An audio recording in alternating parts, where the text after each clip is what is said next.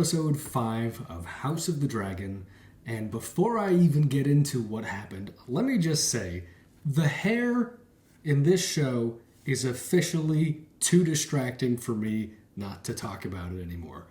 For the high production values of this show, the hair sucks. Pulls me right out and is so unbelievably bad and just fake looking. My God, I hate it. The other production value in this, fantastic. But this episode really revolves around Alicent. Alicent was made to believe by her friend, Rhaenyra, that none of that weird uncle stuff actually happened. Her dad, the Hand of the King, is fired, leaving town and saying, how could you not see this? Rhaenyra's going to turn her back on you. She's going to take your power away from you.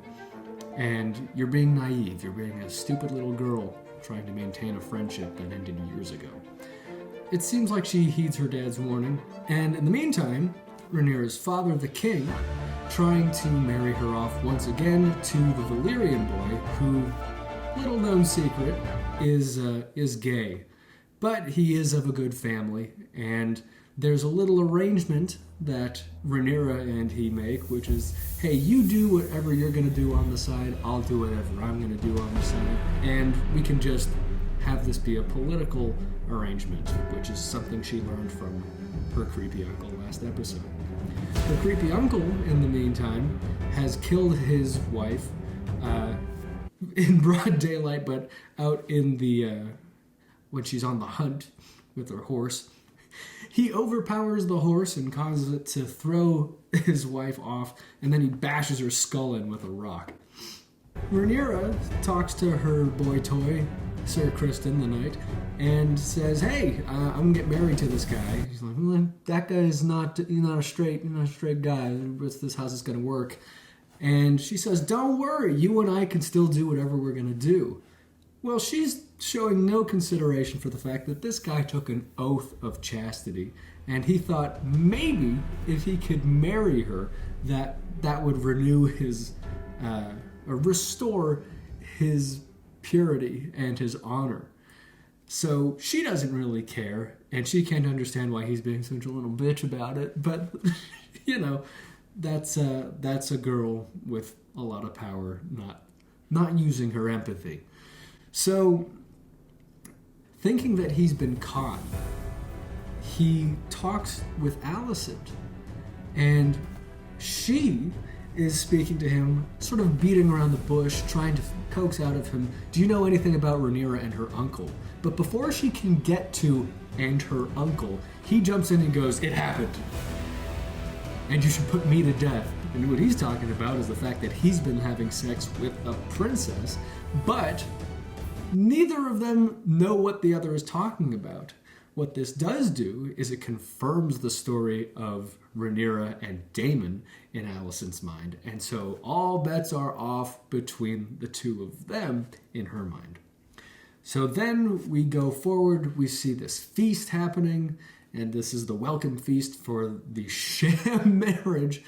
And Laenor Velaryon, Rhaenyra's husband-to-be, he has this red-headed boyfriend, and he goes to talk to Sir Criston at this party and says, hey, turns out we're going to be like the royal side pieces here. Let's form an alliance. I'll look out for you, I'll look out for her, you look out for him, you look out for me. And Sir Criston, clinging to whatever honor he has left, gets pretty offended by this. And it seems as though he's trying to either escape or try to make sure nobody else finds out about what he's done, because he couldn't bear it. You know, he's a romantic, and he's somebody who I guess was seduced, coerced, perhaps sexually, by a young princess. It could happen.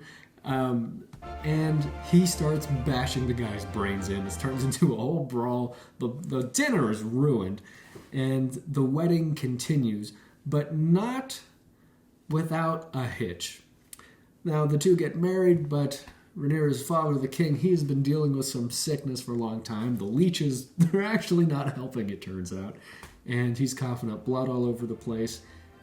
And just as Sir Criston is about to leave town, he's not wearing his armor anymore. He's sort of carrying it like a guy who just got kicked off the football team. And Alicent says, we could get back in here because the king is on the floor. He is collapsed in the middle of the wedding, or right at the end. I couldn't name one character that I actually liked until Jason Lannister showed up and started making cracks about how women would never be good in the military because they just spend too much time getting ready. That made me laugh. So let's hope for more Jason Lannister going forward. I don't like this show.